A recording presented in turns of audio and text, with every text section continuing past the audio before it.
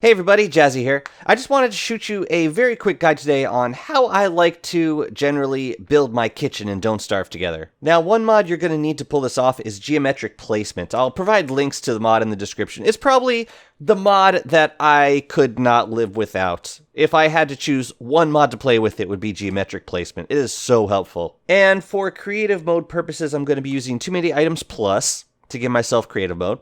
And I'm going to be using Simple Map Editor, which just very quickly lets me paint the turf around me, which is useful for, designing builds. Alright, I'm actually going to show you two different methods for placing crockpots, and both of these will be in a 6-crockpot configuration with an icebox in the center so that you can access all of the crockpots with the icebox open. So the easiest way to start with this is to pick a center tile, let's say this one. Let's make sure our geometric placement is set to the square configuration.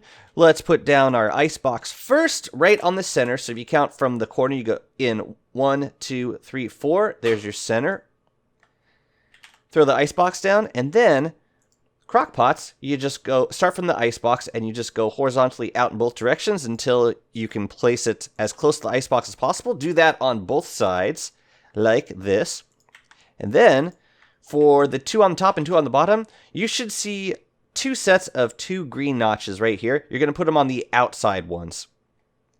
So one right there, one right there, one up here, and one right there. And that is the simplest way to set up a hex crockpot configuration. You can see I can access all the crockpots so I can cook with the food inside of the icebox. Just like that. And now if we want to pretty up the area a little bit, let's throw down some checkerboard flooring. Wait, what's checkerboard? Oh yeah, that one. Checkerboard flooring always looks like a kitchen to me. Let's see. How about some carpets? A little bit of that. No, I got it. Check this out. Let's do something like this with some checkerboard roads going out. What am I doing? And that gives us plenty of space to set up other structures around the crockpots. Yeah, something that's super simple. It's easy to set up on any tile, and you don't need any fancy geometric placement configuration. You just throw down the icebox, you throw down the crockpots, and you're good to go. Now, there is a way of getting the crockpots a little bit closer to the icebox, depending on how large you're trying to make your kitchen build. It's sometimes nicer to tuck them in a little bit closer, so I'm going to show you a way to get the crockpots just a little bit closer right now. Now for this placement, we're going to use the hex configuration. If you pull up your geometric placement with B by default, you can select either hexagon parallel to the x-axis or hexagon parallel to the z-axis. It doesn't really matter. You can select either one and see which collection of notches you get work for the tile that you're trying to build on. So you can see it gives you notches that don't totally overlap perfectly with the tiles. So you gotta kind of pick your spot with this method. So for example, right here, I'm looking for a notch that's relatively close to the center of a tile. I'm not seeing any, so I'm actually going to look for one that's on a corner, and I'll do a corner build. Let's see. Ooh, check this one out. That looks like a likely candidate. See, it's right on the corner. We can make that an easy center. Okay, so for this method, you're not going to put down the icebox first. You're going to put down the crockpots first. So I got a crockpot ready to go. I'm going to start from the center, and I'm going to count 6 in the direction of the horizontal point. 1, 2, 3, 4, 5, 6. And that's going to be the first crockpot right there. Then starting back from the center, I'm going to go 6 in the other way. 1, 2, 3, 4, 5, 6. Place down my second one. Now in this configuration, the closest you can place crockpots is 7 notches away. So if I start here, I go 1, 2, 3, 4, 5, 6, 7. You see, 7 is the closest you can go. So with that in mind, I'm going to look down here. And you can see there's a couple layers.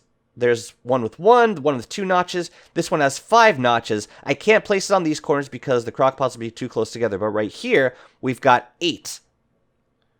Which means if we place one on each of the ends, there will be enough space to place another crockpot on the other end.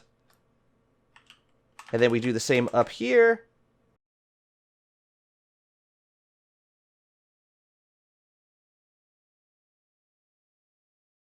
And you see this allows us to place the crockpots a lot closer together. So now at this point, you can throw down the icebox in the center. And you're good to go. Let's throw up some of that sweet checkerboard flooring.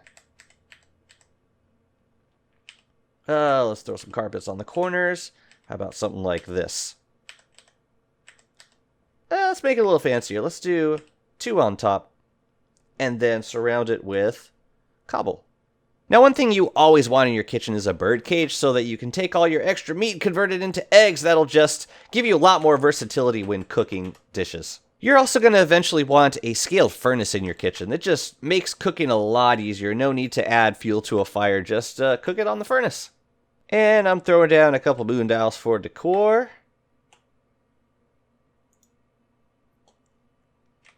One other structure I really like throwing up in my kitchen is a scaled chest, and I'm going to show you my method that I like to use for storing foods in my kitchen. Alright, let's say you really like meatballs. You like cooking up lots of meatballs and storing them up in your kitchen. So what you can do is plant a mini sign, drop a meatball on the ground, use a feather pencil to label the mini sign, just like this, pick up the meatballs, bundle them up, dig up the sign, and then in a scaled chest, put the sign on the top spot and the bundled supplies right underneath it. And with this storage method, you could actually store 6 different types of food in a single scaled chest. I forget who showed me this method, but it's a real godsend just for keeping track of bundles, keeping track of what food you're storing in each bundle. As far as miscellaneous decoration goes, there's a couple of really nice decor pieces you could use. The end tables look really good in kitchens. All the replica relic stuff that you get the blueprints from the sacred chest in the ruins, all those go really well in a kitchen. And obviously the ferns, the potted, pretty much whatever, and the mush lights and the glow caps also make for some really good decor. These can wait until you finish putting up the other structures because these guys have a really small hitbox. So say you want a light in your kitchen, just wait until you throw up all the crock pots and then throw up your mushroom lights. But yeah, that's it on how I like to quickly set up my kitchens in DST. Let me know in the comments if you got any questions and if there are any other sort of quick building guides that you'd love to see, and I will see you next time.